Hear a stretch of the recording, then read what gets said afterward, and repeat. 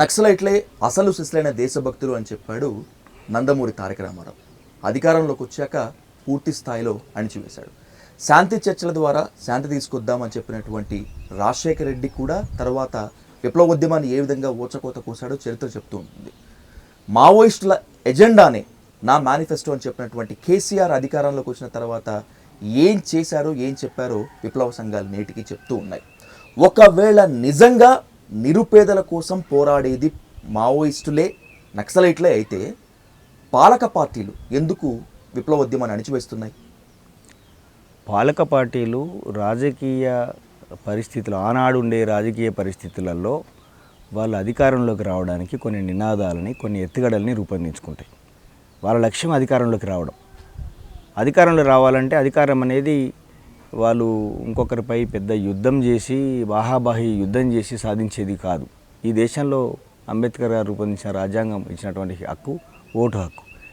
ఓట్లు వేసేవాళ్ళు ప్రజలు ఎవరైతే అధికారంలోకి రావాలనుకుంటున్నారో వాళ్ళని నమ్మాలి. వాళ్ళని నమ్మాలంటే ఏం చేయాలి?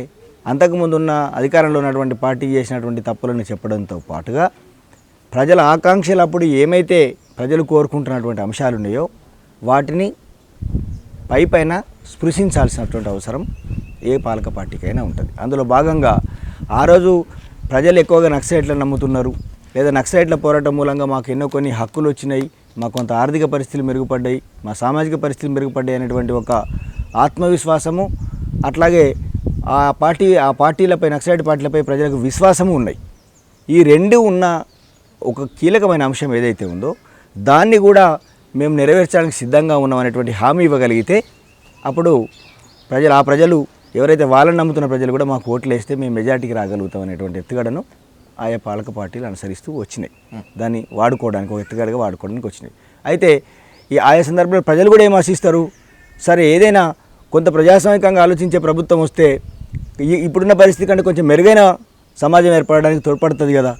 వీడు ఈ వాగ్దానం చేస్తున్నారంటే ఇది అమలైనట్లయితే నిజంగానే మాకు కొంత మెరుగైతే పరిస్థితి ఏర్పడుతుంది. కానీ ప్రజలు నమ్మి వాళ్ళకు ఓట్లు వేయడం, వాళ్ళ అధికారంలోకి రావడం, అధికారంకి వచ్చినాక వాళ్ళ ఉద్దేశము ఎట్లయితే మనం రాజ్యాంగం గురించి మాట్లాడుకున్నామో పాలకులు చిత్తశుద్ధి లేనప్పుడు దాన్ని అమలు చేయరని వీళ్ళు అంతే అధికారంలోకి రావడానికి ఆ ఎత్తుగడగా అంశాన్ని వాడుకుంటారు. ప్రజల్లో ఆ అంశం చర్చనీయాంశంగా ఉన్నప్పుడు, వాళ్ళకి ఆ విశ్వాసం ఉన్నప్పుడు దాన్ని ఓట్లుగా మలుచుకోవడానికి అది వాడుకుంటున్నారు. ఓట్లు వేసిన తర్వాత అధికారంలోకి వచ్చిన తర్వాత ఇంకా గత ప్రభుత్వాల కంటే ఇంకా ఈరోజు ఉన్న ప్రభుత్వాల పరిస్థితి మరీ అధ్వానంగా మారుతూ పోతున్నటువంటి పరిస్థితి ఉంది. అసలు రాజ్యాంగ విలువలనో ప్రజాస్వామ్య స్ఫూర్తినో ఇచ్చిన వాగ్దానాలను వీటి విషయంలో కాదు కదా ఇప్పుడు ఆలోచిస్తున్నది.